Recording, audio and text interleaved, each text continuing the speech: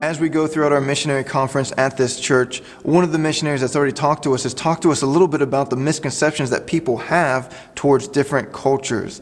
See, a lot of people think that the difference between one culture and another culture are all external, how they dress, how they speak, things like that, the different languages. And certainly those are aspects of differences between different cultures.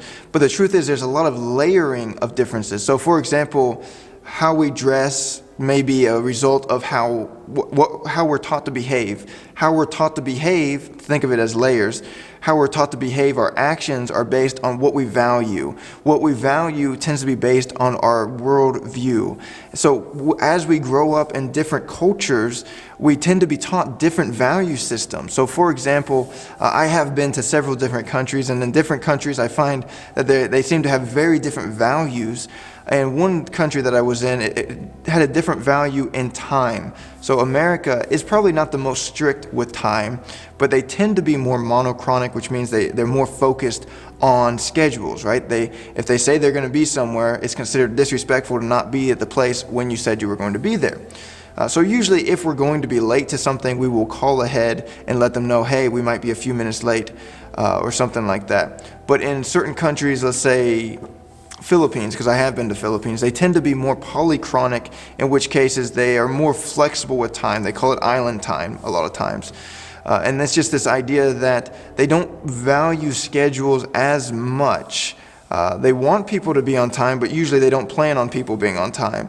And the idea behind it is basically, let's say I was talking to an American. So I'm in America, let's say I'm talking to an American, and I say, oh, sorry, I've got to go, I have a schedule to keep, I'll talk to you later. Well, the American would perfectly understand, I already made a schedule, I have something to do, I have already committed to that schedule, I need to go do that.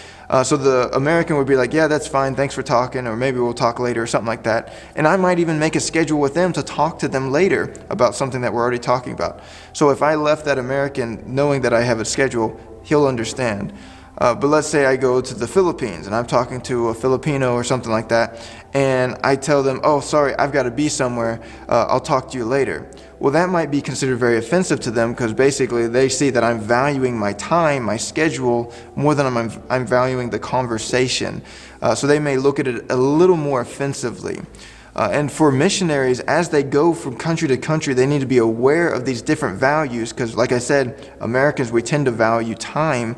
In fact, we value it more than money. We often say the phrase, time is money, because we understand that if we plan our schedules properly, we can make more money, so that's good. But if they waste our time, we take it as a very big insult because you can't give us back time. You can pay us back if you would take our money, you can pay us back, but you can't pay us back our time. So Americans tend to value time a lot, and we also tend to be very individualistic, whereas most other countries tend to be very, collectivistic.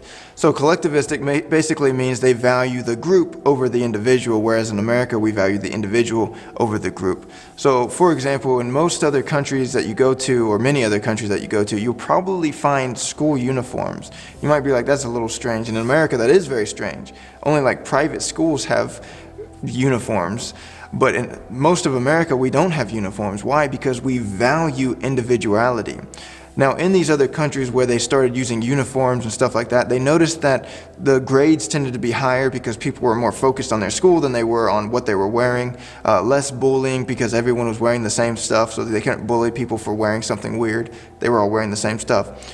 It was easier to identify potential problems, like if someone came in to do harm in a school, they would see, oh, this person isn't from the school because they're not wearing a school uniform, they don't belong here. And it was easier for security purposes to have school uniforms because they could identify people who weren't meant to be there. With that all in mind, you would think that America would adopt this mentality of having school uniforms, but yet when American schools were introduced to the idea, most of them said, no, we do not want school uniforms. And the reason for it was because they valued individuality. They valued their kids being able to express themselves by how they wear, how they act, stuff like that, more than they valued, I hate to say, their safety. the potential of danger, as well as their grades and stuff like that. So America, we put individuality very high on the scale, whereas other countries, they don't generally have it as high. They focus on the group more than the individual. Now, what does that mean for missionaries? Well, for missionaries, this can be a big deal, because if they go from a culture like ours, an individualistic culture, a culture that values time, and they go to another culture and maybe they don't value time and maybe they don't value individuality, and they go and find someone on the street or something like that and they say, hey, let me talk to you. Chances are that person's not going to make a decision right then and there, because they're thinking, I've got to go talk to my family about this because my family and I have to make the decision. Whereas in America, we would go to a person individually because we want to witness to them individually, because we're individualistic. But in other cultures, they tend to make more decisions. They want to see what the whole family wants. They want to see what the group wants rather than what the individual wants. So missionaries have to be aware of this. And for example, American missionaries who go to other cultures that don't value time like we do, they may go to a church, or they may go start a church there and say, hey, we're going to have church at this time. And they may get there and nobody's there. And they may shut the door and leave. And then people start showing up, because people tend to be late in certain cultures where they don't value time.